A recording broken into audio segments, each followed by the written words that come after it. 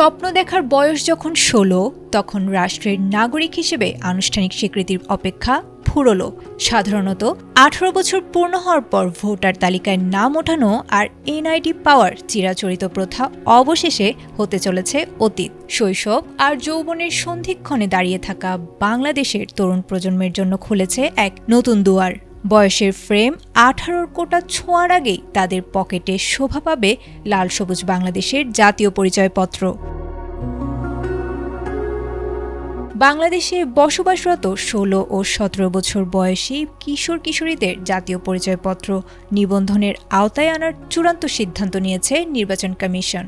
রবিবার নির্বাচন কমিশন সচিবালয়ের জাতীয় পরিচয় নিবন্ধন অনুবিভাগ থেকে জারি করা এক পরিপত্রের মাধ্যমে জানানো হয়েছে এই ঐতিহাসিক নির্দেশনার কথা। জাতীয় পরিচয় নিবন্ধন আইন ২০১০-এর ৫ নম্বর ধারার উপর ভিত্তি করে কমিশন এই সিদ্ধান্ত গ্রহণ করেছে। আদেশে বলা হয়েছে, আবেদনের তারিখে যাদের বয়স ১৬ বা ১৭ বছর পূর্ণ হয়েছে বা হবে তারা এনআইডির জন্য আবেদন করতে পারবেন। তবে একটি বিষয় স্পষ্ট করা হয়েছে, এনআইডি হাতে পেলেও তারা আপাতত পাবেন না ভোটাধিকার। আবেদনকারীর বয়স ১৮ বছর পূর্ণ হওয়ার সাথে সাথে স্বয়ংক্রিয়ভাবে তাদের নাম যুক্ত হয়ে যাবে ভোটার তালিকায়।